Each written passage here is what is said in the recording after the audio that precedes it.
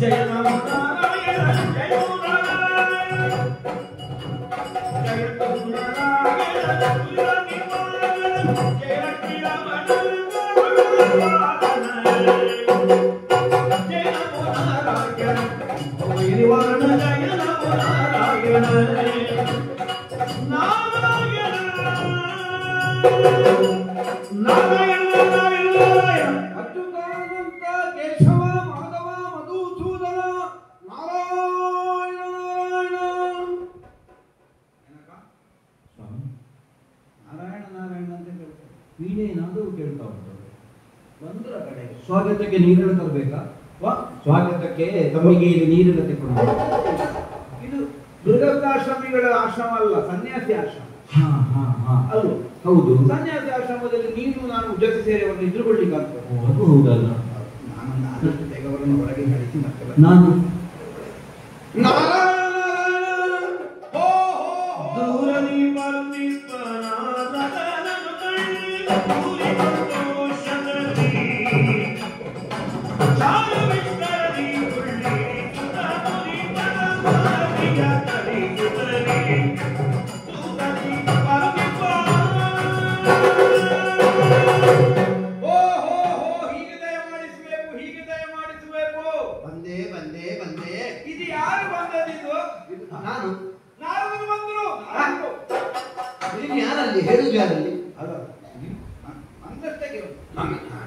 ಹೇಳಿಕೊಂಡದ್ದು.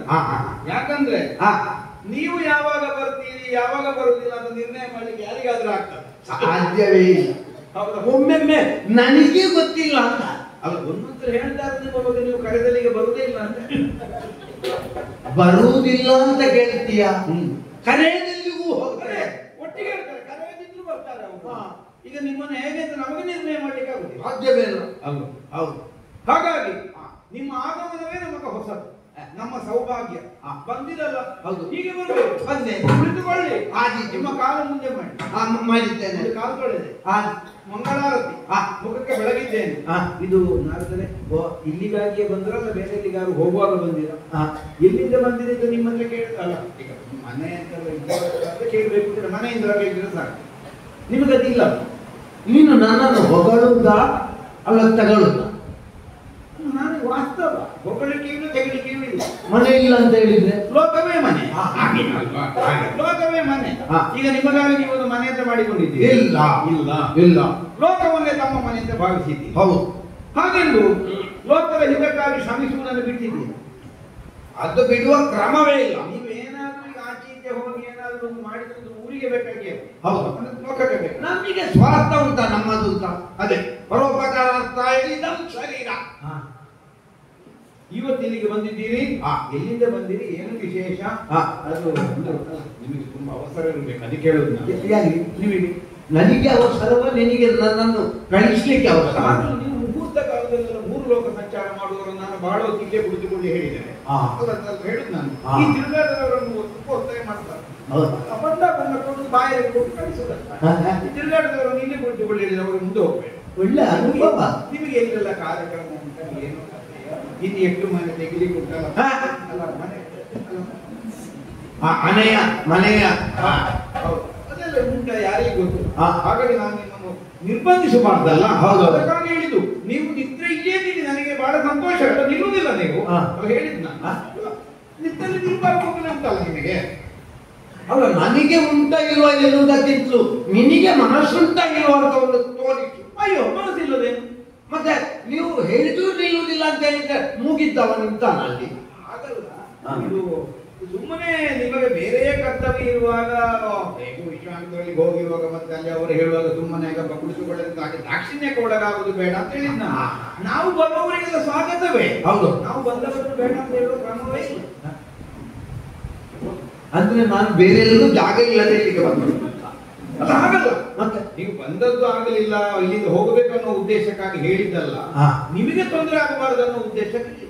ಸರಿ ಸರಿ. ನಮಗೆ ನಮ್ಮ ಬಗ್ಗೆ ಯೋಚಿಸುವುದಕ್ಕಿಂತ ಹೆಚ್ಚು ಇನ್ನೊಬ್ಬರ ಬಗ್ಗೆ ಯೋಚಿಸುವುದೇ ಬೇಕು. ಯಾಕೆ ಒಬ್ಬ ಜ್ಞಾನಿಯಾದವನಿಗೆ ಇರಬೇಕಾದಂತಹ ಅರ್ಹತೆ ಯೋಗ್ಯತೆ ಎರಡು ಅದು ನೀನು ಅಲ್ಲಿ ಉಂಟು. ಇದು ಈಗ ನಾನು ಯಾಕೆ ಬಂದದ್ದು ಅಂತ ನಿನಗೆ ಸಮಸ್ಯೆಯ? ಆಗಲ್ಲ ಬಂದದ್ದು ಯಾಕೆ ಅಂದ್ರೆ ಆಗಲ್ಲ, ಬಂದದ್ದು ಯಾಕೆ ಅಂತಲ್ಲ, ಏನು ಉದ್ದೇಶ ಉಂಟು ಹಾಗೆ. ನನಗೆ ಇಲ್ಲಿ ಅಂತಲ್ಲ, ನೀನೀಗ ನನ್ನನ್ನು ಕರ್ತಂದಿ ಒಳಗೆ ಕುಳ್ಳಿರಿಸಿದ್ದು, ನಿನ್ನ ಮನೆಯ ಅಂಗಳ ನೋಡುವಾಗಲೇ, ಆಶ್ರಮ ಪ್ರದೇಶದ ಅಂಗಳ ನೋಡುವಾಗಲೇ ನನಗೆ ಅನುಮಾನ ಪ್ರಾರಂಭ ಆಗಿದೆ ಅಂತ. ನಾನೊಬ್ಬ ತ್ಯಾಗಿಯ ಮನೆಗೆ ಬಂದಿದ್ದೇನೋ ಅಥವಾ ಒಬ್ಬ ಕುಲಪತಿಯ ಮನೆಗೆ ಬಂದಿದ್ದೇನೋ ಒಂದು ಅರ್ಥ ಆಗುದಿಲ್ಲ. ಬಹಳ ಚಂದ ರಂಗವಲ್ಲಿ ಎಲ್ಲ ಬಿಡಿಸಲ್ಪಟ್ಟಿದೆ. ರಂಗವಲ್ಲಿ ಹೌದು, ಎಲ್ಲಿ ಮನೆ ಅಂಗಳದಲ್ಲಿ. ಹೌದಾ? ಹೌದು. ಅದು ಯಾರು ಹಾಕಿದ್ದು ಅಂತ ನಿನ್ನಲ್ಲಿಗೆ ಮನೆ ಯಜಮಾನರಲ್ಲಿ ಕೇಳದೆ ನನಗೆ ಬಂದವನಿಗೆ ಏನೋ ಗೊತ್ತು ಪುಣ್ಯಾತ್ಮ. ಅಲ್ಲ, ಈಗ ಸಾಮಾನ್ಯವಾಗಿ ಮನೆ ಅಂಗಳದಲ್ಲಿ ರಂಗವಲ್ಲಿ ಹಾಕುದು ಯಾರು? ಅದು ಹೆಂಗಂತಾರು ಹೆಂಡತಿ ಅಲ್ವಾ? ಹೌದು. ಗೃಹಿಣಿ ಅಲ್ವಾ? ಹೌದು. ಗೃಹಿಣಿ ಇದ್ದಾಳ ಎಲ್ಲಿಂದ? ಮತ್ತೆ ರಂಗವಲ್ಲಿ. ಅಲ್ಲ, ರಂಗವಲ್ಲಿ ಉಂಟು ಅಂತ ನೀವೀಗ ಹೇಳುವಾಗಲೇ ಗೊತ್ತಾದ ನನಗೆ. ರಂಗವಲ್ಲಿ ಉಂಟ ಅಲ್ಲಿ? ಬದಿಯ ಮನೆಯ ಹೆಂಗಸರು ಬಂದು ಹಾಕಿ ಹೋದ್ರು. ಇರಬಹುದು, ಅವರು ಮನೆ ಒಳಗೆ ಬರಲಿಲ್ಲ, ಆಸಕ್ತಿ ನನಗೆ ಗೊತ್ತಾಗ್ತದೆ. ರಂಗವಲ್ಲಿ ಯಾಕೆ ಅಂಗಳದಿಂದ ಹೋಗಿರ್ಬೇಕು? ಇರ್ಲಿ. ಓ ನೀವೆಂತದ್ದು ಹುಡುಕುದು? ಹುಡುಕುದಲ್ಲ, ಮಕ್ಕಳು ಉಂಟ ಒಳಗೆ ಉಂಟು. ಎಂತದ್ದು ಮಾತಾಡ್ತೀವಿ ನೀವು? ಈಗ ಒಂದು ಸಂಸಾರ ಜೀವನ ಸಾಗಿಸುವವನ ಮನೆಯಲ್ಲಿ ಅಂತ ಹೇಳ್ಬೋದು. ಅಲ್ಲ, ಹೌದು. ಈ ಒಂಟಿ ಜೀವನ ಸಾಗಿಸುವವನಲ್ಲಿ ಮಕ್ಕಳುಂಟ ಕೇಳಿರುತ್ತೆ ಎಂತದ್ದು ಅದಕ್ಕೆ? ಹಾಗಲ್ಲ, ಒಳಗಿನ ಮಗು ಅಳುವ ಸ್ವರ ಕೇಳುತ್ತಾ ಉಂಟು. ಎಂತ ಒಂದು ಅಲ್ಲ, ಬಹಳ ಮಕ್ಕಳನ್ನು ಬೆಳೆಸಿ ಅನುಭವಿಸುವವರಾಗಿ ಮಗು ಇವರಿಗೆ ಮದುವೆ ಆಗಲಿಲ್ಲ, ಮಕ್ಕಳಿದ್ದಾರೆ ಅಂತ ನಮ್ಮ ಹತ್ರ ಕೇಳಿ. ಅಲ್ಲ, ನನಗೆ ಅದು ಸ್ವರ ಕೇಳುವಾಗ ಒಂದು ಮಗುವಿನ ಆರ್ತನಾದದಾಗಿ ಕೇಳ್ತಾ ಉಂಟು. ಮಗುವಿನ ಆರ್ತನಾದ ಎಂತದಪ್ಪ ಇದು? ಮಗು ಕೂಗುವ ಸ್ವರ ಪುಣ್ಯಾತ್ಮ. ಎಲ್ಲಿಂದ? ಒಳಗಿಂದ ಕೇಳ್ತಾ ಉಂಟು. ಈಗ ನನಗೆ ಕೇಳಿಸ್ಬೇಡ್ವಾ? ಹಾಗಾದ್ರೆ ನನ್ನ ಕಿವಿ ಸರಿ ಇಲ್ಲ ಅಂತ ಹೇಳ್ತಾ. ಅಲ್ಲ, ನನಗೆ ಕಾಣ್ತದೆ ನೀವು ಎಲ್ಲಿಯೋ ಮಗುವಿದ್ದ ಮನೆಯಿಂದ ಈಗ ಬಂದದ್ದು. ಅದೇ ಸುದ್ದಿಯಲ್ಲಿ ತಿರುಗಿ. ಇಲ್ಲಪ್ಪ, ಹಳೆ ನೆನಪು. ನಾನು ಬ್ರಹ್ಮಚರ್ಯ ವೃತ್ತವನ್ನು ಜೀವನದ ನಿಮ್ಮ ಮನೆಯಲ್ಲಿ ಮಗು ಅಂತ ಹೇಳಿದ್ದಲ್ಲ, ಎಲ್ಲಿಯೋ ಮಗುವಿದ್ದ ಸಂಸಾರಸ್ಥರ ಮನೆಯಿಂದ ನೀವು ಬಂದದ್ದು. ಅಲ್ಲಿ ಮಗುವಿನ ತೋಗನ್ನು ತುಂಬಿಸಿಕೊಂಡು ಬಂದವರು ನಿಮಗೆ ಹೋದಲ್ಲೇ ಕೆಲವು ಸಲ ಹಾಗಾಗುತ್ತೆ. ಹೌದು, ಕೆಲವು ಕಾರ್ಯಕ್ರಮವನ್ನು ನೋಡಿದ್ರೆ ಅದರ ಗುಂಗಿನಲ್ಲೇ ಇರ್ತೇನೆ. ಅಲ್ಲಿ ನಮಗೆ ಈಗ ಒಂದು ನಾಟಕ ನೋಡ್ತಾನೆ ಒಬ್ಬ ಹುಡುಗ, ನಿದ್ದೆ ಬಿಟ್ಟು ನಾಟಕ ನೋಡಿದ. ಮರುದಿವಸ ಹೋಗಿ ಮನೆಯಲ್ಲಿ ನಿದ್ದೆ ಮಾಡಿದ. ನಿದ್ದೆ ಮಾಡಿದವನಿಗೆ ನಿದ್ದೆಯಲ್ಲಿ ಕಾಣುದು ಮೊದಲನೇ ಸಾಲ ನಾಟಕ. ಹಾಗೆ ನಿಮಗೆ ಏನಾದ್ರೂ ಆಗಾಯ್ತಾ?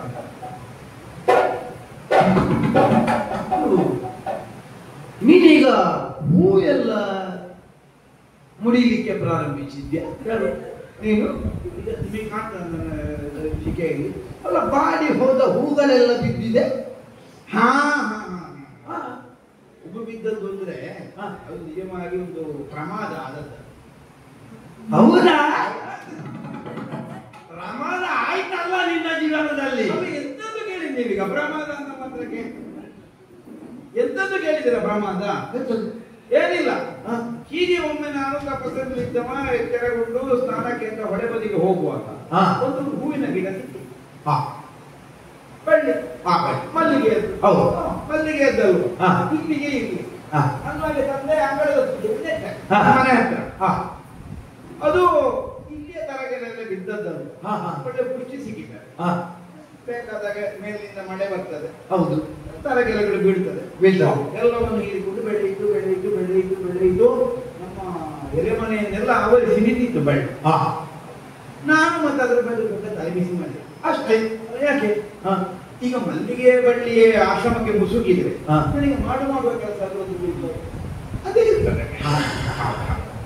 ಈಗ ಹಾಗೇನಾಗಿದೆ, ಮೊದಲಿದ್ದಂತ ಎಲೆಮನೆ ಎಲೆಗಳೆಲ್ಲ ಒಣಗಿ ಅಲ್ಲಿ ಅಲ್ಲಿ ಅಲ್ಲಿ ಅಲ್ಲಿ ಅವಕಾಶ ಆಗಿದೆ. ಹಾಗೆ ಬಿಟ್ಟ ಹೂವನ್ನು ಒಂದೊಂದೇ ಒಳಗೆ ಬಿಟ್ಟು ಒಂದು 25 ವರ್ಷ ಆಯಿತು. ಹೌದಾ? ಬಳ್ಳಿ ನೆಟ್ಟು ಹಾಗೆ ಬಹಳ ವಿಸ್ತಾರವಾಗಿ ಇಡೀ ಸಿಡಿತಿದೆ. ಈಗ ಹೌದೌದು. ಆಶ್ರಮ. ಹೂ ಬಿಡುವುದಕ್ಕೂ ಪ್ರಾರಂಭಿಸಿದೆ ಅಲ್ಲ. ಮತ್ತೆ 25 ವರ್ಷ ಅದು ಹೂ ಬಿಡದೆ. ಇದು ಮಾತಾಡ್ತಾ ನಾನು ಬಂದದ್ದು ಯಾಕೆ ಅಂತ ಹೇಳುವುದನ್ನೇ ಮರ್ತು ಹೋಯ್ತು ಅಂತ. ಅದೇ ನಾನೀಗ ನೀವು ಹೀಗೆಲ್ಲ ಮಾತಾಡೋದು, ನೀವು ಏನು ವಿಷಯ ಇಲ್ಲದಿದ್ದರೆ ಮಾತಾಡುವುದಂದ್ರೆ ಭಾವಿಸಿ ವಿಷಯ ಅಂತ. ಇದು ಕುಶಲೋಪರಿ. ಹಾ ನಾನು ಯಾವಾಗಿನ ಹಾಗೆ ಇವತ್ತು ಕೂಡ ಭೂಲೋಕವನ್ನು ಸಂಚಾರ ಮಾಡಿದೆ. ಹೌದಪ್ಪ, ಅದು ನೀವು ಹೇಳುದು ಬೇಡ, ನೀಚೆ ತಿರುಗುದೇ ಕೆಲಸ ನಿಮಗೆ. ನಮ್ಮ ಉದ್ಯೋಗ ಅದಲ್ವಾ? ಅಲ್ಲ, ಉದ್ಯೋಗ ನೀವು ಸ್ವೀಕಾರ ಮಾಡಿದ್ದೀರಿ ಅದು. ಹೌದು. ಅಲ್ಲ ಹಾಗೆ ನೋಡಿದ್ರೆ ನಿತ್ಯಲ್ಲಿ ನಿಲ್ಲಿಗೆ ಆಗಬಾರ್ದು ಅನ್ನೋ ಶಾಪ ಅಂತೇನೆ. ಶಾಪ. ಆದ್ರೆ ಅದನ್ನು ನೀವು ಲೋಕದ ಹಿತಕ್ಕಾಗಿ ವಿನಿಯೋಗ ಮಾಡ್ತೀರಿ. ಈಗ ಎಲ್ಲವರಿಗೂ ಶಾಪ ಸಿಗುತ್ತದೆ. ಹೌದು. ಈ ಶಾಪವನ್ನು ವರವಾಗಿ ಪರಿವರ್ತಿಸಿಕೊಳ್ಳುವ ಯೋಗ್ಯತೆ ಹಾ. ನನ್ನ ಹಾಗಿರುವ ಕೆಲವು ಮಂದಿಗೆ ಮಾತ್ರ ಇರೋದು. ಹೌದಪ್ಪ, ಈಗ ನಮ್ಗೆ ವರವೇ ಸಿಕ್ಕಿದ್ರು ವಿನಿಯೋಗ ಮಾಡುವುದಕ್ಕೆ ತಿಳಿಯದಿದ್ರೆ ಶಾಪ ಆಗುತ್ತದೆ. ಹೌದು. ನಮಗೆ ಶಾಪವೇ ಸಿಕ್ಕಿದ್ರು ವಿನಿಯೋಗದ ಕ್ರಮ ಸರಿ ಹೋಗುವುದಾದ್ರೆ ವರ ಬರ್ತದೆ. ವರ ಹಾಗೆ ಈಗ ನಾನೇ ವರ ಆಗುವುದಿಲ್ಲ. ಎಲ್ಲಿ ಋಷಿ ಬರ.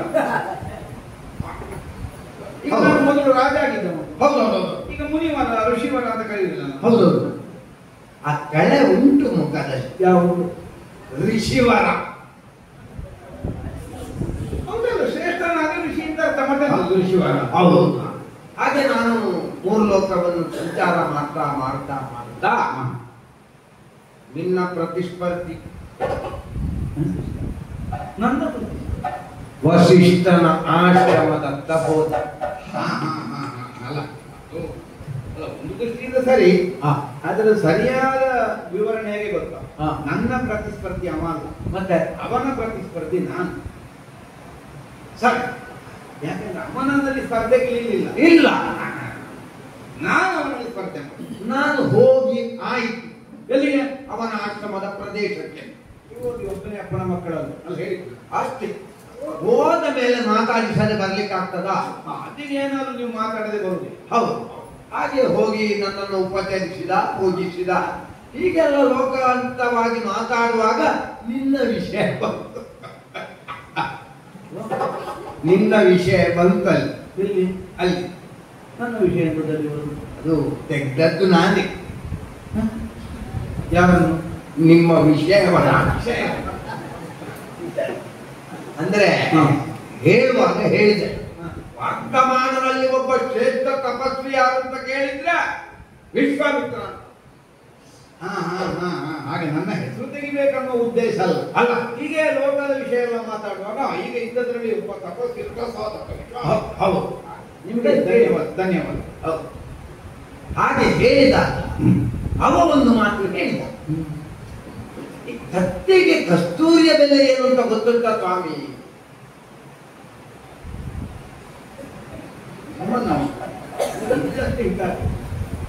ಈಗ ನಿಮ್ಮನ್ನು ಕತ್ತೆ ಮಾಡಬೇಕು.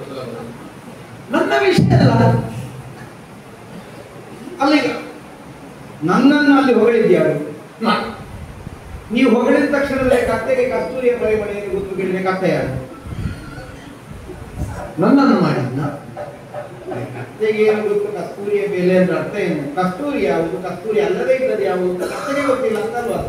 ಅವ ಅಷ್ಟನ್ನೇ ಹೇಳಿ ನಿಲ್ಲಿಸಲಿಲ್ಲ, ಮತ್ತೊಂದು ವಾಕ್ಯವನ್ನು ಸೇರಿಸಿದ್ದಾನೆ. ಹುಟ್ಟಿನಿಂದ ಕ್ಷಾತ್ರೇಯ ಧರ್ಮವನ್ನು ಪಾಲಿಸಿದವನಿಗೆ ಬ್ರಾಹ್ಮಣ್ಯದ ಬೆಲೆ ಏನು ಗೊತ್ತುಂಟು.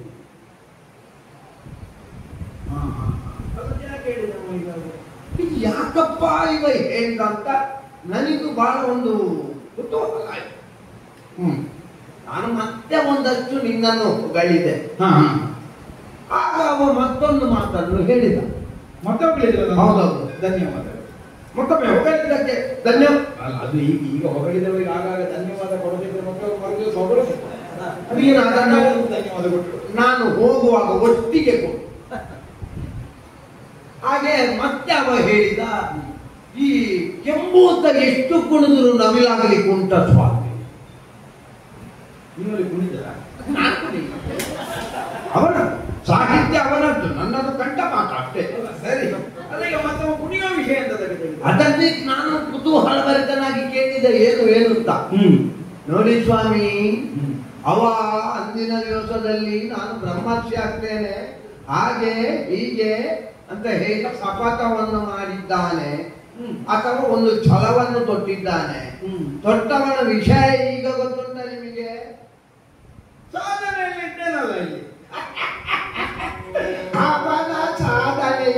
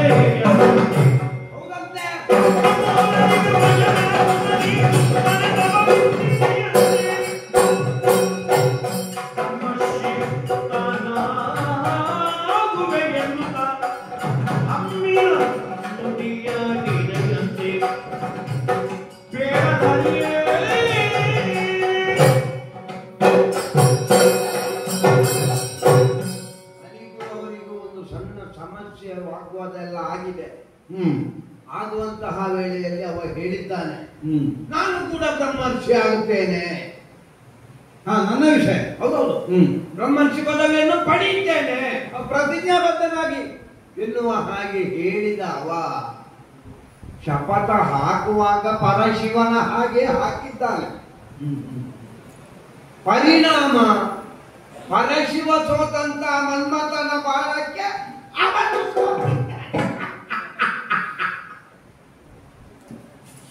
ಈಗ ನಿಮ್ನಗಳು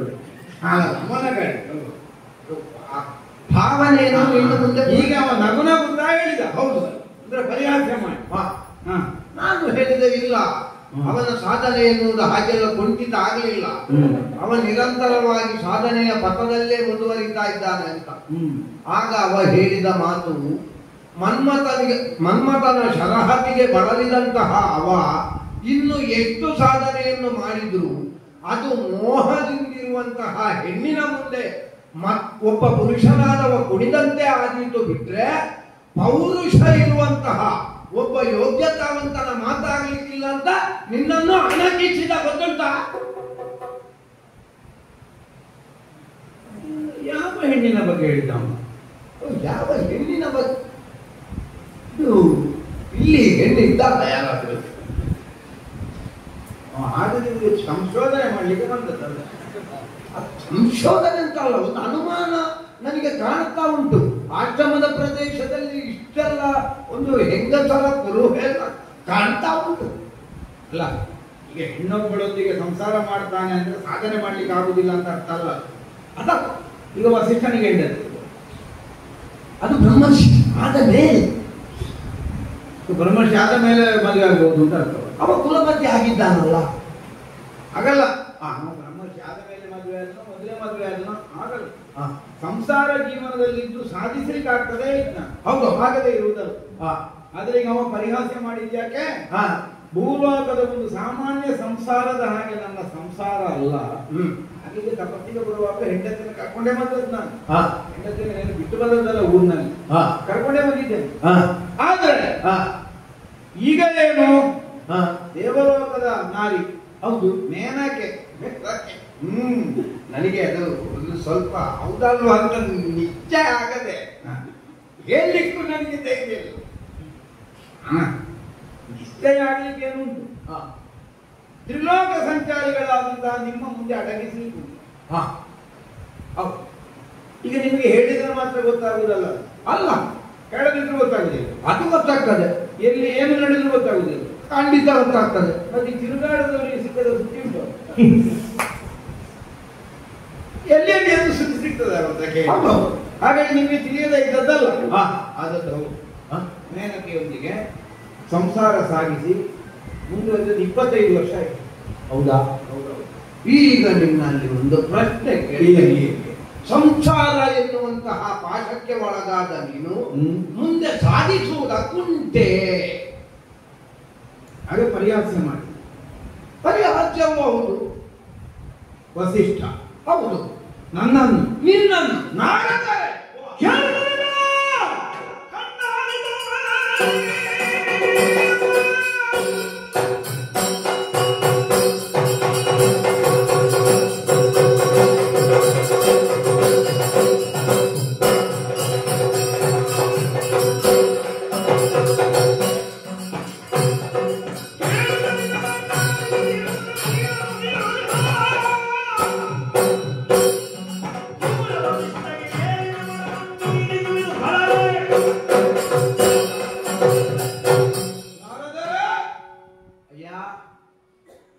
ವಸಿಷ್ಠನ ಮುಂಭಾಗದಲ್ಲಿ ಪ್ರತಿಜ್ಞಾಬದ್ಧನಾಗಿ ಅವನ ಬಾಯಿಂದಲೇ ನನ್ನನ್ನು ಬ್ರಹ್ಮರ್ಷಿ ಎಂಬ ಹಾಗೆ ಹೇಳಿಸುವ ತನಕದ ಸಾಧನೆಯನ್ನು ಮಾಡುತ್ತೇನೆ. ಹೌದು, ಹೀಗೆ ನಾನು ಕಾರ್ಯಪ್ರವೃತ್ತನಾದ ಅನುಭವಿಸುತ್ತಿದ್ದ ಭೋಗ ಜೀವನಗಳನ್ನೆಲ್ಲ ತ್ಯಾಗ ಮಾಡಿ ಕಠೋರವಾದಂತಹ ತಪಸ್ಸಾಧನೆಯ ಮೂಲಕವಾಗಿ ಬ್ರಾಹ್ಮಣ್ಯವನ್ನು ಬ್ರಹ್ಮರ್ಷಿ ಪದವಿಯನ್ನು ಹೊಂದುತ್ತೇನೆ ಅನ್ನುವಂತಹ ನಿರ್ಣಯದಿಂದ ಮುಂದಾದ. ಆದ್ರೆ ಏನು ಮಾಡುವ, ನಡೆಯುವಾಗ ಎಳೆಯುವುದು ಸಹಜ. ಪೂರ್ವವಾಸನೆ ಬಿಟ್ಟು ಹೋಗಲಿಲ್ವಾ?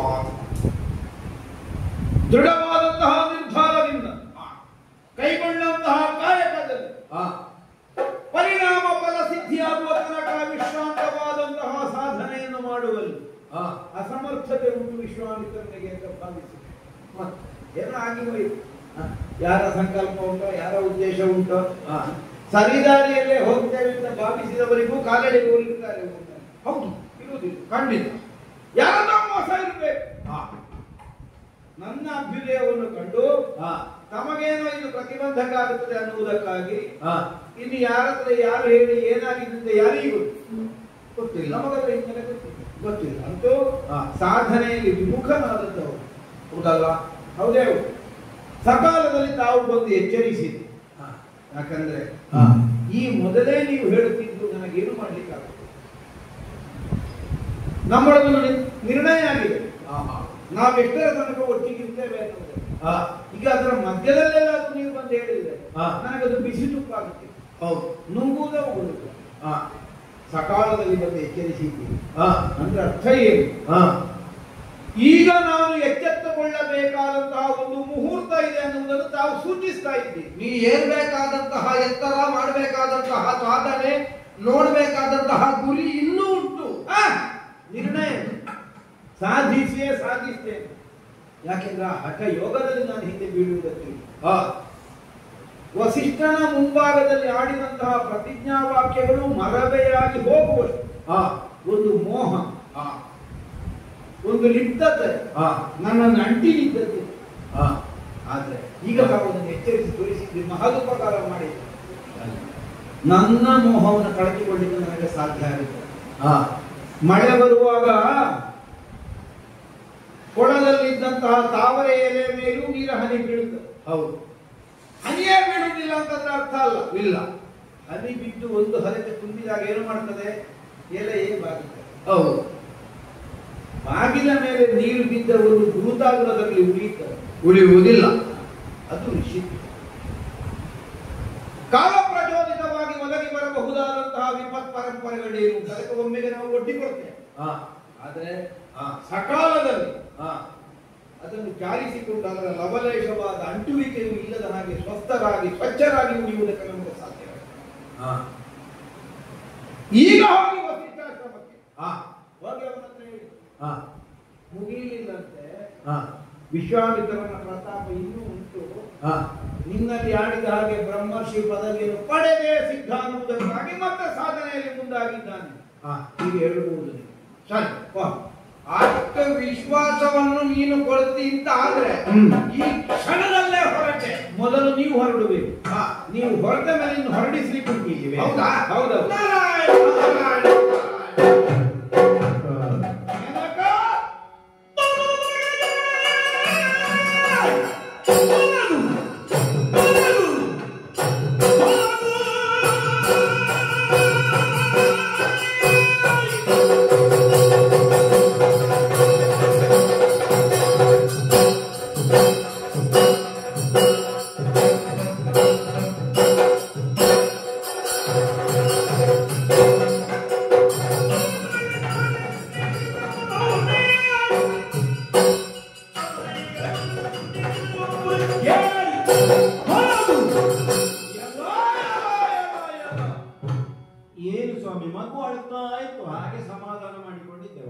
ಮಗುವತ್ತರ ನೀನು ಸಮಾಧಾನ ಮಾಡ್ತೀಯ ತಾಯಿ ನೀನು. ಹಾ ನನ್ನ ಮನಸ್ಸಂತ ಕೈಯಾದ ಸಮಾಧಾನವನ್ನು ಮಾಡ್ತಾರೆ ಈಗ.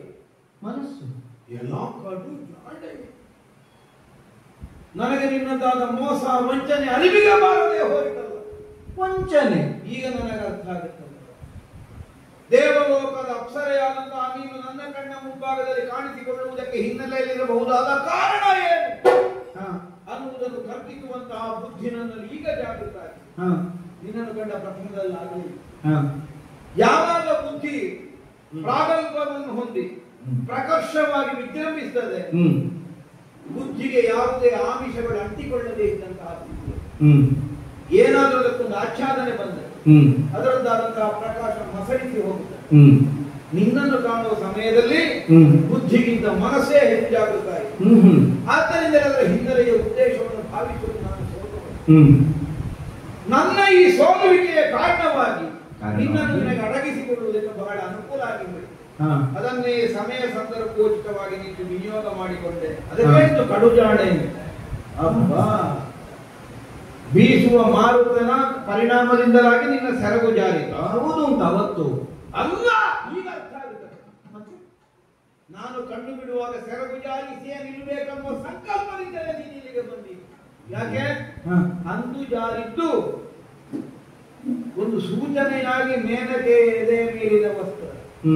ಆದರೆ ನೀವು ಜಾರಿಸುವುದಕ್ಕೆ ಯತ್ನಿಸಿದ ಎದೆಯ ಮೇಲಿನ ವಸ್ತ್ರ ಮಾತ್ರ ಅಲ್ಲ, ನನ್ನ ಎದೆಯೊಳಗಿನ ಸಂಕಲ್ಪ. ಇದನ್ನು ಜಾರಿಸುವುದಕ್ಕೆ ಬೇಕಾಗಿ ಮಾಡಿದಂತಹ ಮೋಸ ಅನ್ನುವುದು ಸ್ಪಷ್ಟವಾಗ್ತದೆ. ಆದ್ದರಿಂದ ಅರೆ ಕ್ಷಣದ ಅವಕಾಶ ನಿನಗೆಂದಿಲ್ಲ. ಏನ್ ಹೇಳ್ತಾ ಇದ್ದೀರಿ ನೀವು?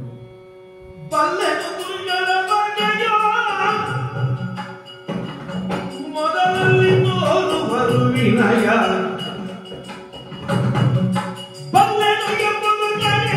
ನಾನಿಲ್ಲದೆ ಹೋಗುವೆ ನುಡಿಗೆ. ಮೊದಲೇ ಆಲೋಚನೆ ಮಾಡಿದ್ದೆ ನಾನು. ನಿಮ್ಮ ಮುಂಭಾಗದಲ್ಲಿ ಕಾಣಿಸಿಕೊಂಡ ಕಾಲದಲ್ಲಿ ಕಣ್ಣು ಬಿಟ್ಟು ನನ್ನನ್ನು ನೋಡುವಾಗಲೇ ಪರಿಪರಿಯಾಗಿ ನಿಮ್ಮನೆ ನಾನು ಹೇಳಲಿಲ್ಲ. ಹೌದು, ನಾನು ನಿಮ್ಮ ಜೊತೆಗೆ ಬರುವವಳಲ್ಲ, ನಾನು ಸ್ವರ್ಗಕ್ಕೆ ಹೋಗುವವಳು. ಒಬ್ಬ ಋಷಿಯಾಗಿ ನೀವು ಆಲೋಚನೆ ಮಾಡಿ ಮಾಡಬೇಕಿತ್ತು. ಇದೆಲ್ಲ ಗಂಡಸರು ಹೀಗೆ ಮೊದಲಿಗೆ ಕಾಣುವಾಗ ನೀನೇ ಹಾಗೆ, ನೀನು ಹೀಗೆ, ನೀನಿಲ್ಲದೆ ನನಗೆ ಬದುಕೇ ಇಲ್ಲ ಅಂತ ಹೇಳುವುದು. ಈಗ ಮದುವೆಯಾಗಿ ಮಗುವಾಗಿ 25 ವರ್ಷ ಆದ ಮೇಲೆ ನೀನು ನನಗೆ ಅವತ್ತು ಮೋಸ ಮಾಡಿದ್ದು, ನಿನ್ನ ಮೋಹದ ಬಲೆಗೆ ನಾನು ಸಿಕ್ಕಿ ಬಿದ್ದದ್ದು. ನಿಮ್ಮ ಬುದ್ಧಿ ನಾನು ಹೋಗ್ತೇನೆ, ನನಗೆ ಇಲ್ಲಿ ಇರಬೇಕು ಅಂತ ನನಗೂ ಆಟ ಏನಿಲ್ಲ. ನಾವು ಇರುವಾಗ ಒಪ್ಪಂದ ಮಾಡಿಕೊಂಡದ್ದೇ ಹಾಗೆ. ಒಂದು ಸಂತಾನ ಆಗುವ ತನಕ ನಾನು ಹಾಗೆ ಹೇಳಿದ್ದೇನೆ. ಒಂದು ಸಂತಾನ ಆಗುವ ತನಕ ನನ್ನನ್ನು ಬಿಡ್ಲಿಕ್ಕಿಲ್ಲ. ಈ ನಿನ್ನ ಆಶಯದ ವಾಕ್ಯಕ್ಕೆ ಮತ್ತೊಂದು ಅರ್ಥ ಹೇಗೆ? ಹೀಗೆ ಒಂದು ಸಂತಾನ ಬಿಡಲೇಬೇಕು ಅಂತಲ್ಲ, ಅಂತ ಹೇಳಿದ್ದು ನಾನು. ಅದಕ್ಕಿಂತ ಮೊದಲು ಬಿಡುವಾಗಿಲ್ಲ. ಇಲ್ಲ, ಈಗ ಆಯ್ತಲ್ಲ ಸಂತಾನ ಆಯ್ತು, ಮತ್ತೆ ಇನ್ನು ಬಿಡ್ಬಹುದಲ್ಲ? ಬಿಡ್ತೇನಪ್ಪ. ಯಾಕಂದ್ರೆ ಈಗ ನನ್ನ ಹತ್ರ ಬೇರೆ ಸಂತಾನ ಉಂಟು. ತಪಸ್ಸೇ ಸಂತಾನ. ಹಾಗೆ ಅದು ಇನ್ನೊಂದು ಮದುವೆ ಆಗ್ತೀರಾ? ಅಲ್ಲ, ತಪಸ್ಸೇ ಸಂತಾನ ನನಗೆ. ಅದನ್ನು ನೋಡಿಕೊಳ್ಳಿ. ಹಾಗಾಗಿ ನೀನು ಒಂದು ಹೇಳ್ತೇನೆ, ಸಿಟ್ಟಿನಿಂದಲ್ಲ, ಮೊದಲು ತಿಳಿದೇ ಬಂದಿದ್ದೇನೆ. ಹೌದು, ಒಂದು ಮಗು ಆಗುವಲ್ಲಿವರೆಗೆ ನಿಮ್ಮ ಜೊತೆಗೆ ಇರ್ತೇನೆ ಅಂತ ಹೇಳಿದ್ದು ಹೌದು. ಈಗ ಮಗುವಾಗಿ ಕೆಲವು ದಿನ ಆಯ್ತು, ನಾನು ಬಿಟ್ಟು ಹೋಗ್ತೇನೆ. ಸರಿ, ಆವೇಶದಿಂದಲೇ ನಿನ್ನನ್ನು ಹಿಂದಕ್ಕೆ ಕಳಿಸಬೇಕು ಅನ್ನುವಂತಹ ಉದ್ದೇಶ ದುರುದ್ದೇಶವು ನನ್ನದ್ದಲ್ಲ. ಈಗ ಉದ್ದೇಶ ಇಷ್ಟೋ ಉದ್ದೇಶ ಇಲ್ಲದೆಯೋ ಅಥವಾ ನನ್ನನ್ನು ತಪಸ್ಸಿನಿಂದ ವಿಮುಖನನ್ನಾಗಿಸುವುದಕ್ಕೋ ಯಾವ ಕಾರಣಕ್ಕೆ ಆಗಿರಲಿ, ಯಾರಿಂದ ನಿಯೋಜಿತನಾಗಿ ಆಗಿರಲಿ, ನೀನು ಇಲ್ಲಿಗೆ ಬಂದದ್ದು ಹುದಾದ್ರು ಇದ್ರು ಅಥವಾ ಕಾಲ ಪ್ರಚೋದನೆಯಿಂದಲೇ ಬಂದದ್ದ, ನಿನ್ನೊಂದಿಗಿನ ಸಮರಸದ ಸಾಂಗತ್ಯದ ಸಂಸಾರ ಜೀವನವನ್ನು 25 ವರ್ಷ ನಾನು ಅನುಭವಿಸಿಲ್ಲ. ಅದು ಸುಳ್ಳಲ್ಲ. ನನಗೆ ಪರಿಪೂರ್ಣವಾದ ತೃಪ್ತಿಯನ್ನು ನೀನು ಒದಗಿಸಿಕೊಟ್ಟು. ಯಾಕಂದ್ರೆ ಹಠ ಸಾಧನೆಯ ಮೂಲಕವಾಗಿ ತಪಸ್ಸಿನಿಂದ ಬ್ರಹ್ಮರ್ಷಿತ್ವವನ್ನು ಹೊಂದುತ್ತೇನೆ ಅನ್ನುವ ನಿರ್ಣಯದಿಂದ ನಾನು ಎಲ್ಲ ಬಿಟ್ಟು ಹಣ್ಣಾಗಿ ಸರಿಯಾದ ಪಕ್ವವಾದಂತಹ ಸ್ಥಿತಿಯಲ್ಲಿ ಅಂಟಿಕೊಂಡಿದ್ದಂತಹ ತೊಟ್ಟು ತಾನಾಗಿ ಕೆಳಕ್ಕೆ ಬೀಳ್ತದೆ. ಹೌದು, ಕಡಿತ ಫಲ ಬಿದ್ದ ಹಾಗೆ ಅದು ಸಹಜ ಪ್ರಕ್ರಿಯೆ. ಆದರೆ ಕೆಲವು ಸಲ ಏನಾಗುತ್ತದೆ, ನಾವು ಬಲಾತ್ಕಾರದಲ್ಲಿ ಹಣ್ಣು ಮಾಡಲಿಕ್ಕೆ ಅಂತ ಬರ್ತದೆ. ಹೌದು, ಹಾಗೆ ನಾವು ತೊಟ್ಟಿನ ಗಟ್ಟಿದ ಬಿಜೆ ಇರ್ತದೆ, ಉಳಿಯುತ್ತದೆ. ಬಲಾತ್ಕಾರದಿಂದ ಸೆಳೆಯುತ್ತೆ. ಬಲಾತ್ಕಾರದಿಂದ ಸೆಳೆದು ಏನಾಗ್ತದೆ ಕೇಳಿದೆ, ಅಂಟಿಕೊಂಡಿದ್ದ ತೊಟ್ಟು ಸಹಿತವಾಗಿ ಬರ್ತದೆ. ಬರುವಾಗ ಸ್ವಲ್ಪ ತೊಗಟೆ ಹ್ಮ್. ಅದರ ಕಲೆಯಲ್ಲಿ ಶಾಶ್ವತವಾಗಿ ಉಳಿಯುತ್ತದೆ, ಮರದಲ್ಲಿ ಉಳಿಯುತ್ತದೆ. ತದ್ರೀತಿಯಾಗಿ ಈ ದೇಹ ಅನ್ನುವಂತಹ ವೃಕ್ಷದಲ್ಲಿ ಬಯಕೆ ಸಂಸಾರ ಅನ್ನುವಂತಹ ಫಲಗಳು ಪಕ್ವವಾಗಿ ಸುಸ್ಥಿತಿಗೆ ಬರುವ ಮೊದಲೇ ಕಳಚುವುದಕ್ಕೆ ಹೊರಟ್ರೆ ಅದರದ್ದಾದಂತಹ ಕಲೆ ಇಲ್ಲಿ ಉಳಿಯುತ್ತದೆ. ನನಗೂ ಆಗುತ್ತದೆ ನಿನ್ನನ್ನು ನೋಡುವ. ಆದ್ರೆ ಆ ಬಯಕೆಗಳು ಹೇಗೆ ಕೇಳಿದರೆ ಹೇಗೆ ಒಂದು ಸಾಮಾನ್ಯವಾದ ಭೂಲೋಕದ ನಾರಿಯನ್ನು ನೋಡಿದರೆ ಆ ಕುರಿತು ಆಸಕ್ತನಾಗಬಹುದಾದ ಸ್ತರಕ್ಕಿಂತ ನಾನು ಮೇಲೆ ಹೋಗಿ ಆಗಿದೆ. ಖಂಡಿತ, ಯಾಕಂದ್ರೆ ನೀವು ಮೊದಲೇ ಮದುವೆ ಆದವರು. ಹೌದು, ಆ ಸ್ತರಕ್ಕಿಂತ ಮೇಲೆ ಹೋಗಿ ಆಗಿದೆ. ಅದಕ್ಕಿಂತ ಹೆಚ್ಚಿನದು ಬರಬೇಕು. ದೇವಲೋಕದ ನಾರಿಯಾದ ದಿವ್ಯಾಂಗನೆಯಾದಂತಹ ನೀನು ಬಂದ ಸಂದರ್ಭದಲ್ಲಿ ನಾನು ಬಿಟ್ಟು ಬಂದದ್ದರ ನೆನಪು ಮತ್ತೆ ಹುಟ್ಟುವಂತಹ ಒಂದು ಸನ್ನಿವೇಶ ನಾನು ಅನುಭವಿಸುವುದಕ್ಕೆ ಆಗಲಿ ನನ್ನ ಬದುಕಿನ ಅನುಭವ ಅಂತ ಸ್ವೀಕಾರ ಮಾಡ್ತೇನೆ. ಈಗ ಇನ್ನು ಮುಂದೆಯೂ ಬಂದ್ರೆ ಅನುಭವಿಸಿ, ಅದು ಪ್ರಶ್ನೆ ಗೊತ್ತಾಯಿತು, ಅನುಭವಿಸಿ. ಆದರೆ ಅಲ್ಲಿ ಲಿಪ್ತತೆ ಇರಕೂಡದು. ನಿನ್ನಲ್ಲಿ ನನಗಿದ್ದದ್ದು ಲಿಪ್ತತೆ ಅಂಟಿಕೊಂಡಿದ್ದೆ. ಹೇಗೆ ಪದ್ಮಪತ್ರದ ಮೇಲಿನ ಜಲಬಿಂದುವಿನಂತೆ ನಾವಿದ್ದೇವೋ ಆ ಕಾಲಕ್ಕೆ ಅಪೇಕ್ಷಿಸಿ ಬಂದವರನ್ನು ಹಿಂದೆ ಕಳಿಸಬೇಕು ಅಂತಿಲ್ಲ, ಕೊಡಗುಡ್ಲಿಕ್ಕೆ ಆಗುತ್ತದೆ. ಆದ್ರೆ ತಪಸ್ಸಿಗೆ ಬಂದ ಕಾರಣವಾಗಿ ಅದನ್ನು ಒದಗಿಸಿಕೊಳ್ಳಬಹುದು. ನನಗೆ ಆದ ದೋಷ ಅದು ಯಾವುದು ಯಾವುದು ನೀನು ಕೇಳಿದಾಗ ಒಂದು ಸಂತಾನ ಆಗುವಲ್ಲಿ ಸಮಾಜ ಒಂದು ಸಂತಾನ ಆಗಬೇಕು ಅಂತಂದ್ರೆ 25 ವರ್ಷವು ಬೇಡ ಅಲ್ಲ, ತಕ್ಷಣದಲ್ಲಿ ಆಗಬಹುದಲ್ಲ, ಆಗಬಹುದು. ಆಗಲಿಲ್ಲ ಅಂತಾದ್ರೆ ಏನು ದೈವ ನಿರ್ಣಯ ಅಂತ ಅರ್ಥ. ಹಾಗಾಗಿ ಇನ್ನು ಮುಂದೆ ಎಚ್ಚರದಿಂದ ನನಗೆ ವ್ಯವಹರಿಸುವುದಕ್ಕೂ ಒಂದು ಅನುಕೂಲವನ್ನು ನೀನು ಒದಗಿಸಿಕೊಟ್ಟಿದ್ದಿ. ಸರಿ, ನಿನ್ನೊಂದಿಗೆ ಸಂಸಾರ ಜೀವನಕ್ಕೆ ನಿನಗೆ ಪೂರಕವಾದ ಕೃತಜ್ಞತೆ ತೋರಿಸ್ತೇನೆ. ನೀನು ನಿನ್ನ ಸಂತಾನ ಇಟ್ಟು ನಾನು ನಿಮಗೆ ಕೃತಜ್ಞತೆಯನ್ನು ಸೂಚಿಸ್ತಾ ಇದ್ದೇನೆ. ಆ ಒಳಗಿನ ಕೋಣೆಯಲ್ಲಿ ತೊಟ್ಟಿಲಲ್ಲಿ ಮಗು ಅಳ್ತಾ ಉಂಟು, ಹೊತ್ತು ಹೊತ್ತಿಗೆ ಅದಕ್ಕೆ ಬೇಕಾದ ಹಾಲು ಕೊಡಿ, ನಾನು ಸ್ವರ್ಗಲೋಕದ ಮಗು ಇರ್ತದಕ್ಕೆ ಅಂತ ಕೇಳಿ ನಾವು ಸ್ವರ್ಗಕ್ಕೆ ಹೋಗುವ ಇಲ್ಲಿಂದ ಏನು ತಗೊಂಡೋಗೋ ಕ್ರಮ ಇಲ್ಲ. ನಾನು ಏನಿದ್ರು ಇಲ್ಲಿಂದ ಇಲ್ಲಿಗೆ ಬಿಟ್ಟು ಹೋಗುದಲ್ಲ. ಇಲ್ಲಿಂದ ಇಲ್ಲಿಗೆ ಬಿಟ್ಟು ಅಂದ್ರೆ ಬೇಡದಿದ್ದದನ್ನು ಮೊದಲಿನ ಅಪೇಕ್ಷೆ ಮಾಡಿದ್ದೇನೆ. ಬೇಡದ ಇದ್ದದ್ದು ಅಂತ ಹೇಳಿ ನಾನು ನಿಮಗೆ ಬೇಕಾಗಿ ಹೇಳಿದ್ದು ಸಂತಾನ ಆಗುವವರೆಗೆ. ಯಾವ ಉದಾಹರಣೆಯಲ್ಲಿ ಅದು ಭೂಲೋಕಕ್ಕೆ ಬಂದಂತಹ ಅಪ್ಸರಗಳು ಮಗುವನ್ನು ತಗೊಂಡು ಸ್ವರ್ಗಕ್ಕೆ ಹೋಗುದುಂಟು, ಅಲ್ಲಿಗೆ ಹೋಗ್ಲಿಕ್ಕೆ ಸಾಧ್ಯ ಉಂಟಾ? ಅಲ್ಲ, ಸಾಧ್ಯ ಇಲ್ಲ. ಕೊಂಡೋಗ್ಲಿಕ್ಕಾಗದನ್ನು ಬಂದು ಮಾಡ್ಕೊಂಡದ್ಯಾ? ಅದು ನನಗೆ ಗೊತ್ತಿಲ್ಲ. ಅದಕ್ಕೆ ನಿನ್ನ ಸಂಪಾದನೆ ಅಲ್ವಾ? ನಿನ್ನ ಸಂಪಾದನೆ ನೀನು ತಗೊಂಡು ಹೋಗ್ಬೇಕಲ್ವಾ? ನನ್ನ ಸಂಪಾದನೆ ಹೌದು, ನಿಮ್ಮ ಪ್ರಯತ್ನ ಹೌದಲ್ಲ? ಅಲ್ಲ, ನನ್ನ ಪ್ರಯತ್ನ ಇದ್ದು ನಿನಗೆ ಸಂಪಾದನೆ ಹೌದಲ್ಲ? ಹೌದು, ನನ್ನ ಸಂಪಾದನೆ ಬೇಡ ಅಂತ ನಿಮಗೆ ಕೊಂಡಿದ್ದಾರೆ. ನೀನು ಹೊತ್ತದ್ದು ಸುಳ್ಳೋ ಹೆತ್ತದ್ದು ಸುಳ್ಳೋ ಯಾವುದು ಸುಳ್ಳಲ್ಲ. ಇಲ್ಲಿ ಇರುವಲ್ಲಿವರೆಗೆ ಎಲ್ಲವೂ ಸತ್ಯ. ಆದರೆ ನರವೀರ್ಯದಿಂದ ಪಡೆದಂತಹ ಮಗು ಅದನ್ನು ಸುರಲೋಕಕ್ಕೆ ನಾನು ಒಯ್ಯುವ ಹಾಗಿಲ್ಲ. ನಾನು ಅದನ್ನು ಇಲ್ಲಿಯೇ ಬಿಟ್ಟು ಹೋಗ್ಬೇಕಷ್ಟೇ. ನನಗೆ ದಾರಿ ಹೇಗೆ? ಅದರ ತಂದೆ ನೀವೇ ನೋಡಿಕೊಳ್ಬೇಕಾದ ಸಂಪಾದನೆ ಅಲ್ಲಿ ಅದಾಗ್ತದಿಲ್ಲ. ಆದ್ರೆ ನನಗೆ ಕಷ್ಟ ಆಗ್ತದೆ. ನಾನು ತಪಸ್ಸು ಮಾಡುದು ಯಾವಾಗ ಮಗಳು ನಾನು ಗೊತ್ತಿಲ್ಲ. ನಾನೇ ಕೊಡಬಹುದು. ನನ್ನಿಂದ ಸಾಧ್ಯವೇ ಇಲ್ಲ. ನೀವು ಏನು ಬೇಕಾದ್ರೂ ಮಾಡಿ, ನಾನು ಹೊರಡಬೇಕು ಅಂತ ಹೇಳಿದ್ರೆ ಬೇಕಿದ್ರೆ ಹೋಗ್ತೇನೆ. ನಾನು ಮಗುವನ್ನು ಬಿಟ್ಟೇ ಹೋಗುದಿಲ್ಲ. ತಕೊಳ್ಳದೆ ಮತ್ತೆ ಕೊಡುದಿಲ್ಲ, ಹೋಗುದಿಲ್ಲ.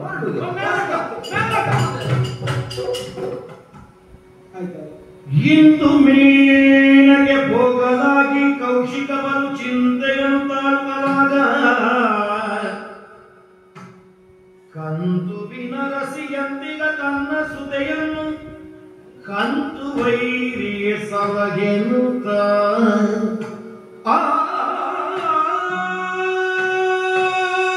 ಬಹಳ ವಿಚಿತ್ರವಾದದ್ದು ನಮ್ಮದಾದಂತಹ ಸಂಸಾರ ಸಂಬಂಧ. ಯಾವಳೇ ಹೆಣ್ಣಾಗಲಿ ಒಂದು ತಾಯಿಯಾಗುವಂತಹ ಅವಕಾಶವನ್ನು ಯಾಕೆ ಅಪೇಕ್ಷಿಸ್ತಾಳೆ? ತನ್ನ ಉತ್ತರೋತ್ತರಕ್ಕೆ ಆ ಮಗು ಬೇಕು, ತನ್ನ ತಾಯಿ ತನ್ನ ಸಾರ್ಥಕ್ಯವನ್ನು ಹುಟ್ಟಬೇಕು ಅನ್ನೋ ಕಾರಣ. ಮಗು ಬೇಕು ಅಂತ ಮೇನಕ್ಕೆ ಹೇಳಿ ನನಗೆ ಮೋಹ, ನನಗೆ ಮಗು ಬೇಕು ಅಂತ ಮೋಹ ಅಲ್ಲ, ಮೇನಕ್ಕೆ ಬೇಕು ಅಂತ. ಮಗು ಬೇಕು ಅನ್ನುವುದಕ್ಕಾಗಿ ಮೇನಕ್ಕೆ ನಿಬಂಧನೆ. ಹೌದಲ್ಲಿಗೆ ಹೋಗ್ಬೇಕು ಹೋಗ್ಬೇಕಿರ್ತಾರೆ. ಅವಳಿಗೆ ಮಗು ಬೇಡ, ಅಪ್ಪನಿಗೂ ಬೇಡದೇ ಇತ್ತು, ಅಮ್ಮನಿಗೂ ಬೇಕಾಗದ ಆ ಮಗುವನ್ನು ಪಡೆದದ್ದೇ ಒಂದೇ ಉತ್ತರ. ಪಡೆದ ಅಪ್ಪನಿಗೂ ಬೇಡದೇ ಇದ್ದ ಮಗು, ಹೆತ್ತ ಅಮ್ಮನಿಗೂ ಉಪಯೋಗಕ್ಕೆ ಬಾರದೇ ಇದ್ದ ಮಗು, ಪ್ರಯೋಜನಕ್ಕೆ ಇಲ್ಲ ಅಂತ ಹಾಗೆ ತಿಳ್ಕೊಳ್ತಾಳೆ ಆ ಮಗುವನ್ನು ಅಂತಾದ್ರೆ ಏನರ್ಥ? ಇನ್ನಾರಿಗೋ ಒಂದು ಪ್ರಯೋಜನಕ್ಕಾಗಿ ಈ ಮಗು ಹುಟ್ಟಿದೆ ಅಂತ. ಅಂದ್ರೆ ದೇವತಾ ಪ್ರಯೋಜನಕ್ಕಾಗಿ ಹುಟ್ಟಿದೆ, ದೇವ ಸಂಕಲ್ಪ. ಈ ಒಂದು ಮಗು ಆಗಬೇಕು. ದೃಢವಾದಂತಹ ವ್ರತದಿಂದ ಬ್ರಹ್ಮಶ್ರೀ ಪದವಿಯನ್ನು ಪಡೆಯುವುದಕ್ಕೆ ಸಾಧಕನಾಗಿ ತೆರಳುತ್ತಿರುವಂತಹ ನನ್ನನ್ನು ಮಹರ್ಷಿ ಅನ್ನುವ ಹಾಗೆ ಕರೆದರು ದೇವತೆ. ಒಬ್ಬ ಕ್ಷತ್ರಿಯನಾಗಿ ಹುಟ್ಟಿ ಮಹರ್ಷಿಯ ಸ್ಥಾನವನ್ನು ಅಲಂಕರಿಸಿದಂತಹ ಅರ್ಹತೆಯನ್ನು ಗಳಿಸಿದಂತಹ ಒಬ್ಬ ವಿಶ್ವಾಮಿತ್ರ ದೇವಕನ್ಯೆಯಾದಂತಹ ಮೇನಕೆಯೊಂದಿಗೆ ಸಂಸಾರ ಜೀವನವನ್ನು ಸಾಗಿಸಿದ್ದರ ದ್ಯೋತಕವಾಗಿ ಫಲಶ್ರುತಿಯಾಗಿ ಒಂದು ಹೆಣ್ಣು ಮಗು ಈ ಭೂಮಿಯಲ್ಲಿ ಹುಟ್ಟಿಕೊಳ್ಳುವುದಕ್ಕೆ ಕಾರಣವಾಗ್ತದೆ ಅಂದಾಗ ಅರ್ಥ ಏನು? ಇದು ನಮಗಾಗಿ ಹುಟ್ಟಿದ ಮಗು, ಈ ಭೂಮಿಗಾಗಿ ಹೀಗಾಗಿ ಹುಟ್ಟಿದ ಮಗು ಹುಡುಕಾದ್ರೆ ಮತ್ತೆ ಈಗ ಸಾಕ್ತೇವೆ ಅಂತ ನಾವೇ ತ್ಯಾಗ ಅಂದ್ರೆ ಆಗಲು ಮಾಡುವವನು ನಾನು ಅನ್ನುವ ಭಾವ ಇದ್ದಲ್ಲಿ ತ್ಯಾಗ ಇಲ್ಲ. ಇದನ್ನು ನಮಮ ಬರುತ್ತೆ. ತ್ಯಾಗ ಮಾಡದೇ ಇದ್ರೆ ಬ್ರಹ್ಮಶ್ರೀ ಪದವಿ ಸಿದ್ಧ ಆಗುವುದಿಲ್ಲ. ಹೆಂಡತಿಯನ್ನು ತ್ಯಾಗ ಮಾಡಬೇಕು, ಮಕ್ಕಳನ್ನು ತ್ಯಾಗ ಮಾಡಬೇಕು. ಇದು ಮತ್ತೊಂದು ಪರೀಕ್ಷೆ ನೋಡೋಣ. ಮೇಲಕ್ಕೇರಬೇಕಾದ್ರೆ ಇಲ್ಲಿದ್ದದನ್ನು ಬಿಟ್ಟು ಕಳೆದೇ ಸಾಗಬೇಕಾಗ್ತದನ್ನುವ ಒಂದು ಮಾರ್ಗದರ್ಶನವನ್ನು ಮೇನಕ್ಕೆ ಮಾಡಿದ್ರು. ಒಂದು ಪಾಠ ಮಾಡಿದ್ರು.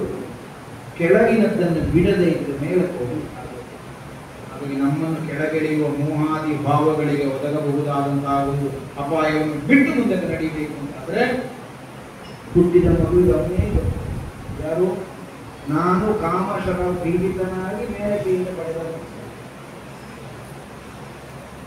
ಇವರನ್ನು ಸಲಹಬೇಕು ಅಂತಾದ್ರೆ ಕಾಮಾರಿಯೇ ಯಾವ ಕಾಮನೆಗೂ ಒಳಗಾಗದೇ ಇದ್ದ ಪರಮೇಶ್ವರ ಸದಾಶಿವ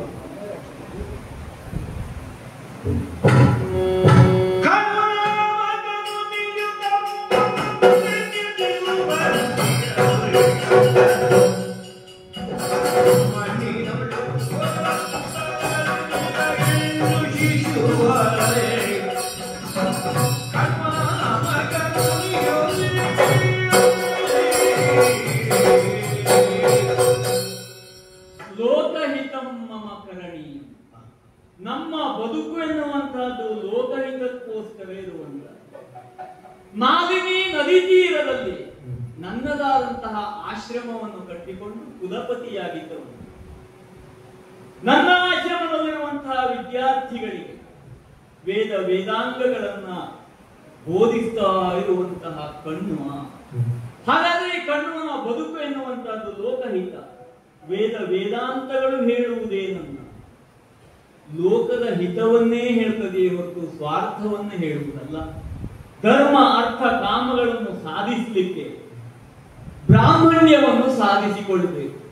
ಬ್ರಾಹ್ಮಣರ ಲಕ್ಷಣ ಷಡಂಗ, ಷಡ್ವಿಧವಾದಂತಹ ಯಜನ ಯಾಜನ, ದಾನ ಪ್ರತಿಗ್ರಹ, ಅಧ್ಯಯನ ಅಧ್ಯಾಪನ, ಇದನ್ನು ಆಶ್ರಮ ಧರ್ಮವಾಗಿಸಿಕೊಂಡು ಇರುವಂತಹ ನಮ್ಮ ಬದುಕಿನಲ್ಲಿ ಈ ಅರಣ್ಯ ಎನ್ನುವಂಥದ್ದು ಎಲ್ಲವನ್ನೂ ತಂದುಕೊಡ್ತದೆ.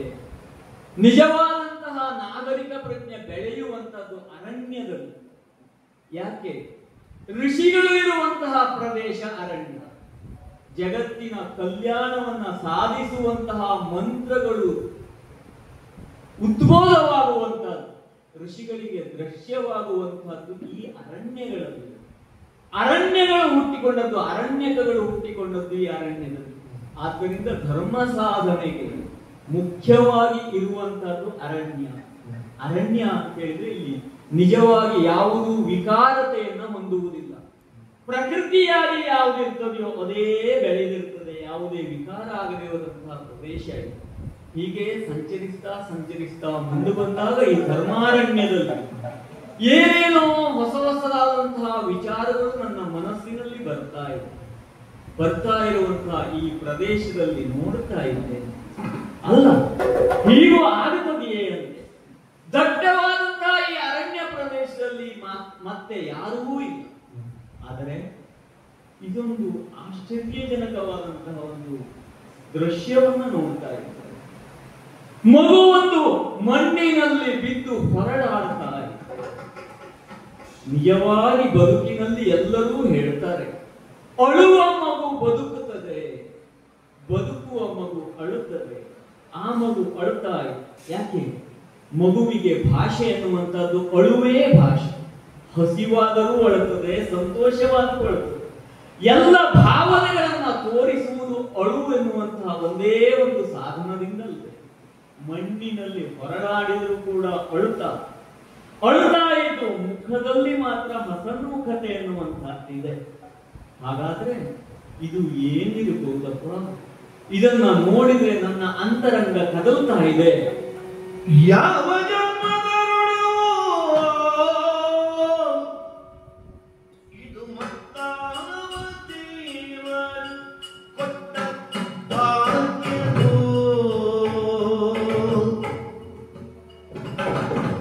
ಯಾವ ಜನ್ಮದ ಋಣವೋ ಇದು ಮತ್ತಾವ ದೇವ ಕೊಟ್ಟ ಭಾಗ್ಯವೋ.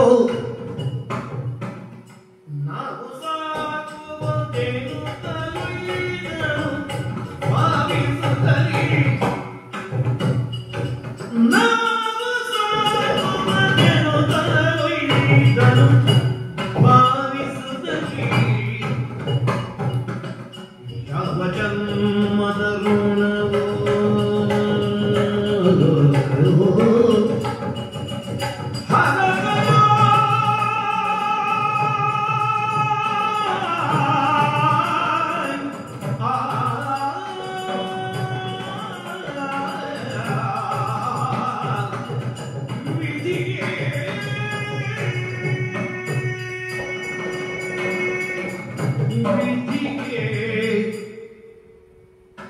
ಇಲ್ಲಿ ನನಗೆ ಈ ಶಿಶು ಕಾಣ್ತಾ ಇದೆ ಅಂತ ಹೇಳಿ ಇದು ಯಾವ ಜನ್ಮದ ಋಣವೋ? ಯಾಕೆ ಅಂತ ಹೇಳಿದ್ರೆ ಇಲ್ಲಿ ಬೇರೆ ಯಾರಿಗೂ ಆ ಮಗು ಕಾಣಲಿಲ್ಲ, ಅಥವಾ ಇಷ್ಟು ದಿವಸ ಸಂಚರಿಸ್ತಾ ಇದ್ದಂತ ನನ್ನ ಕಣ್ಣಿಗೆ ಇವತ್ತೇ ಬಿತ್ತು, ನನ್ನ ಕಣ್ಣಿಗೆ ಬಿತ್ತು ಅಂತ ಹೇಳಿದ್ರೆ ಇದೊಂದು ಋಣಾನುಬಂಧವೇ ಇದೆ. ಹಾಗಾದ್ರೆ ಕೇವಲ ಋಣಾನುಬಂಧವೇ ಅಥವಾ ದೈವಿ ಸಂಕಲ್ಪವೇ ಹೀಗಿದೆ ಅಂತ ಹೇಳಿ ಇದನ್ನ ಇಲ್ಲಿ ಬಿಟ್ಟು ಹೋಗಲಿಕ್ಕೆ ಮನಸ್ಸಾಗ್ತಾ ಇದೆ. ಆ ಮಗುವಿನ ಮೇಲೆ ವಿಶೇಷವಾದಂತಹ ಮಮತೆ ನನ್ನ ಮನಸ್ಸಿನಲ್ಲಿ ಒಳಗೊಂಡುತ್ತಾ ಇದೆ. ಹಾಗಾದ್ರೆ ಏನನ್ನು ಮಾಡೋಣ?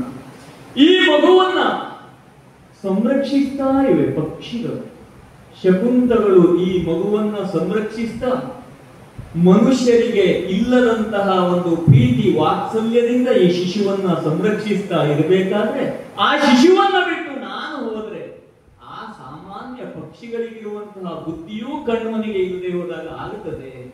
ಹಾಗಾದ್ರೆ ಈ ಮಗುವನ್ನ ಎತ್ತಿಕೊಂಡು ಹೋಗ್ಬೇಕು. ನಾನು ಮಗುವನ್ನ ಎತ್ತಿಕೊಂಡಿದ್ದೆ, ಆಶ್ರಮಕ್ಕೆ ತೆಗೆದುಕೊಂಡು ಹೋಗಿ ಸಾಕ್ತೇನೆ. ಹಾಗಾದ್ರೆ ಇದಕ್ಕೊಂದು ನಾಮಕರಣವನ್ನು ಮಾಡಬೇಕಲ್ಲ. ಈ ಮಗುವನ್ನ ಸಂರಕ್ಷಿಸ್ತಾ ಇತ್ತು, ತಮ್ಮ ರೆಕ್ಕೆಗಳಿಂದ ಗಾಳಿಯನ್ನು ಹಾಕಿ ಅದರ ಆಯಾಸವನ್ನ ದೂರ ಮಾಡ್ತಾ ಇದ್ದವು ಶಕುಂತಗಳು. ಪಕ್ಷಿಗಳು ಅವುಗಳನ್ನ ಸಂರಕ್ಷಿಸ್ತಾ ಇತ್ತು. ಹಾಗಾದ್ರೆ ಅವಳಿಗೆ ಶಾಕುಂತಲ ಶಾಕುಂತಲ ಶಾಕುಂತಲ ಅಂತ ಹೇಳಿ ನಾಮಕರಣವನ್ನು ಮಾಡಿದ್ದೇನೆ. ಹಾಗಾದ್ರೆ ಇವಳನ್ನು ಕರೆದುಕೊಂಡು ಹೋಗಿ ನನ್ನ ಆಶ್ರಮದಲ್ಲಿ ಬೆಳೆಸ್ತೇನೆ. ಈ ಮಗುವಿಗೆ ನಿಜವಾಗಿ ಭವಿಷ್ಯ ಇದೆ. ಯಾಕೆ? ಮಣ್ಣಿನಲ್ಲಿ ಬೆಳೆದು ಮಣ್ಣಿನಲ್ಲಿ ಬಿದ್ದರೂ ಬದುಕಿ ಸಂತೋಷದಿಂದ ಇದ್ದಾಳಲ್ಲ. ಆದ್ದರಿಂದ ಮುಂದೆ ವಿಶೇಷವಾದಂತಹ ಮಣ್ಣಿಗೆ ವಿಶೇಷ ಮರ್ಯಾದೆಯನ್ನ ಕೊಡುವವಳ ಆಗ್ತಾಳೆ ಇವಳು. ಇವಳನ್ನು ಆಶ್ರಮಕ್ಕೆ ತೆಗೆದುಕೊಂಡು ಹೋಗಿ ಸರಿಯಾದ ಸಂಸ್ಕಾರವನ್ನು ನೀಡಿ ಬೆಳೆಸ್ತೇನಂತೆ. ಇವಳಿಂದ ಜಗತ್ತಿಗೆ ಮಂಗಳ ಆಗುತ್ತದೆ.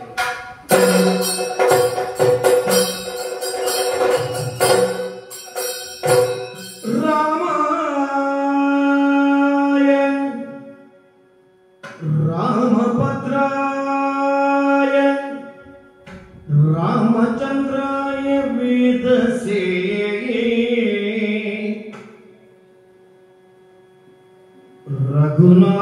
रघुनाथाय नाथाय सीतापतये नमः सीतापतये नमः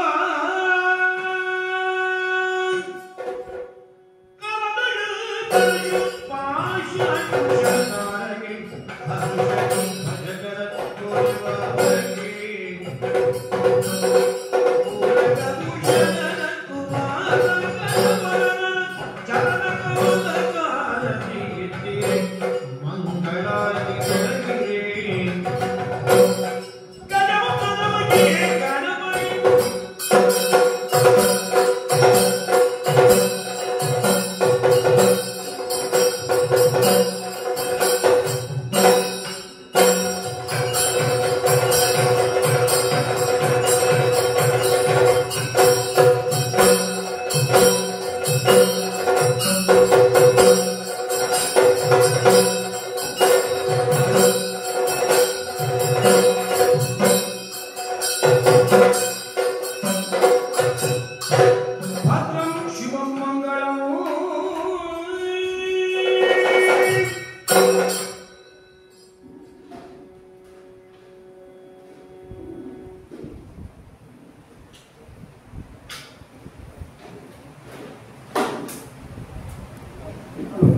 ಅಲ್ಲ, ಯಕ್ಷ ಚೈತನ್ಯ ಅಶ್ವತ್ಥಪುರ 21ನೇ ವರ್ಷದ ಕಾರ್ಯಕ್ರಮ ಬೆಳಗ್ಗೆ 9 ಗಂಟೆಗೆ ಪ್ರಾರಂಭವಾಗಿ ರಾತ್ರಿ 11 ಗಂಟೆವರೆಗೆ ನಿರಂತರ 14 ಗಂಟೆ ಸಾಗಿದಂತಹ ಈ ಕಾರ್ಯಕ್ರಮ, ಈ ಜೋಶ್ ಎಂಬಂತಹ ಒಂದು ಶಬ್ದ ಉಂಟು. ಜೋಶ್ ಎಂದರೆ ಏನು ಅಂತ ತೋರಿಸಿಕೊಟ್ಟವರು ಸತೀಶ್ ಶೆಟ್ಟಿ ಬೋಧನೆಯವರು. 7 ಗಂಟೆಯಿಂದ 8, 9, 10, 11 ಗಂಟೆವರೆಗೆ ನಿರಂತರ 4 ಗಂಟೆಗಳ ಕಾಲ ಶುರುವಿಂದ ಕೊನೆಯವರೆಗೂ ಎಲ್ಲ ಪದ್ಯಗಳನ್ನು ಅರ್ಥಧಾರಿಗಳಿಗೆ ಹುರಿದುಂಬಿಸುವಂತೆ, ಅದೇ ಪ್ರೇಕ್ಷಕರಿಗೂ ಹುಚ್ಚೆತ್ತಿರುವಂತೆ ಒಂದು ಅಮೋಘ ಪ್ರದರ್ಶನ ನೀಡಿದ್ದಾರೆ. ಅವರೊಂದಿಗೆ ಚಂದ್ರಶೇಖರ್ ಭಟ್ ಕೋಮನಾಜೆ, ಚಂದ್ರಶೇಖರ್ ಆಚಾರ್ಯ ಗುರುವಾಂಕೆರೆ, ಮಧುಸೂದನ್ ಅಲೆವರ. ಇದು ಈ ಕಾರ್ಯಕ್ರಮದ ಹಿಮ್ಮೇಳ. ಅದೇ ರೀತಿ ಮಧ್ಯಾಹ್ನದ ಹಿಮ್ಮೇಳ. ಇದೇ ರೀತಿಯಲ್ಲಿ ಹಾಡಿದವರು ಶಿವಶಂಕರ್ ಬಲಿಪರು, ಆನಂದ ಗುಡಿಗಾರರು, ಯುವರಾಜ್ ಜೈನ್ ಕಾರ್ಕಳ, ಅಲ್ಲೂ ಮಧುಸೂದನ್ ಅಲೆವರ. ಅದೇ ರೀತಿ ಬೆಳಕಿನ ಭಾಗಗಳಾಗಿ ಮಾಧವಾಚಾರ್ಯ ಸಂಪಿಗೆ, ವಿಜಾರುದೇವರು, ಶಿಲ್ಪಿಗಾರ ದ್ವಯರು, ಮೋಹನ್ ಶೆಟ್ಟಿಗಾರ್ ಹಾಗೂ ಜಗದೀಶ್, ಹಾಗೂ ನಮ್ಮ ವಾರಕೋಟೆಗೆ ಬರುವಂತಹ ಶ್ರೀವತ್ಸ ಮತ್ತು ಮನೋಜ್. ಬೆಳಗಿನ ಅರ್ಥಧಾರಿಗಳು ಯಕ್ಷ ಚೈತನ್ಯದ ಸದಸ್ಯರು. ಮಧ್ಯಾಹ್ನದ ಅರ್ಥಧಾರಿಗಳು ಜಿಲ್ಲೆಯ ದಿಗ್ಗಜ ಕಲಾವಿದರು. ಅದೇ ರೀತಿ ಈಗ ತಾನೇ ಸಂಪನ್ನಗೊಂಡಂತಹ ಕಾರ್ಯಕ್ರಮ, ಅದಕ್ಕೂ ದಿಗ್ಗಜ ಕಲಾವಿದರು ಬಲು ಯಶಸ್ವಿಯಾಗಿ 21ನೇ ವರ್ಷದ ಕಾರ್ಯಕ್ರಮವನ್ನು ಸಂಪನ್ನಗೊಳಿಸಿಕೊಟ್ಟಿದ್ದಾರೆ. ಆ ಎಲ್ಲ ಕಲಾವಿದರಿಗೂ ಯಕ್ಷ ಚೈತನ್ಯ ಅಶ್ವತ್ಥಪುರ ಇದರ ಪರವಾಗಿ ಹೃತ್ಪೂರ್ವಕವಾದಂತಹ ಧನ್ಯವಾದಗಳು.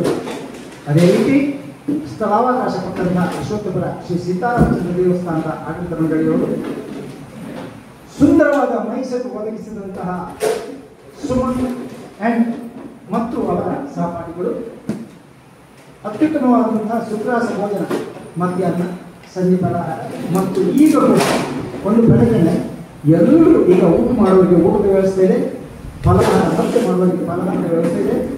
ಜೊತೆಗೆ ಬೇಕಾದಷ್ಟು ಫಲಾಹಾರದ ಇಡ್ಲಿಗೆ ವ್ಯವಸ್ಥೆ, ಕೊಂಡೋಗುವಂಥ ವ್ಯವಸ್ಥೆ ಕೂಡ ಇದೆ. ಆ ಫಲಾಹಾರವನ್ನು ನಿರ್ಮಿಸಿದವರಿಗೂ ಧನ್ಯವಾದಗಳು.